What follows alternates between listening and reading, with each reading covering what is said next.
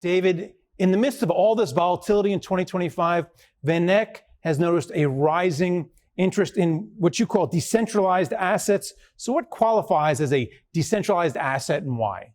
Decentralized store value assets are not controlled by any government, any corporation. These are assets that can truly preserve wealth. Gold 2.0, we're talking about Bitcoin.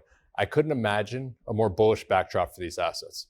Huge debt, huge spending. We're not even going to pretend like we're going to stop spending. We're just going to keep going and going.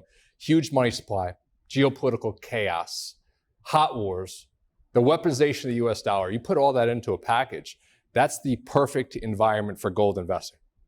Okay, you scared me sufficiently. Let's talk a little bit more about gold. It's currently hanging around the $3,500 an ounce level. Does it get to 5,000, 7,000? How high does it go? We think gold goes to 5,000 sometime in 2026. Why? Gold has a small base. Think about it. It's a limited supply. It is tiny relative to the stock market. It's tiny relative to the bond market. You take a pretty small reallocation from stocks and bonds, give it to gold, gold prices go a lot higher. Investors are significantly underweight gold. We talk to investors all the time. Few people own it. A lot of people talk about it. Few people own it. Gold's a top performing asset. Investors are taking notice. As we get that reallocation, gold goes higher. And are people buying Bitcoin, which has also done well, for the same reason that they're buying gold? Are you giving them the same story? It's the same story, different generation. Bitcoin appeals to a completely different asset base. The new generation, you and I didn't grow up in a digital world. They did. They're growing up, they think about a digital world, they think about digital alternatives. They view Bitcoin as their store of value asset. Guess what?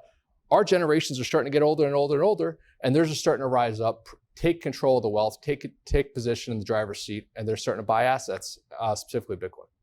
And VanEck has an ETF called the VanEck Real Assets ETF. The ticker is RAAX. So how does this theme of decentralized assets play into that fund?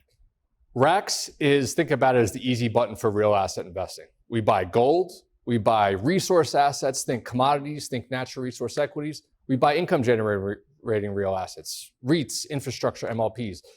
All that in one solution, a lot of gold. We've got about a third of gold. So we've got gold coming out of our eyes, ears, and nose.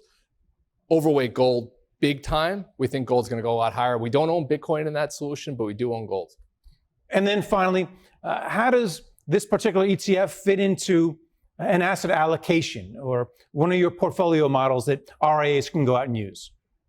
This is the way that we think about asset allocation models. From an asset allocation model, you should really have two things that are really, really important. The first is diversification.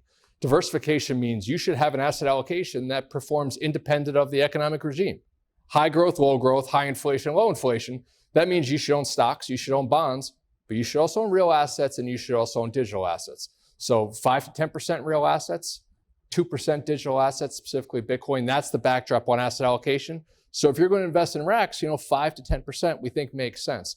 The second thing, which I think is a differentiator, this is a wild time to be alive, a wild time to be an investor. You've got so much innovation out there.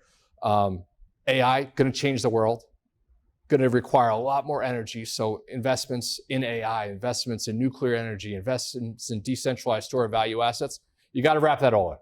All right. Well, thanks for coming on and talking about it. Thank you, sir. Pleasure.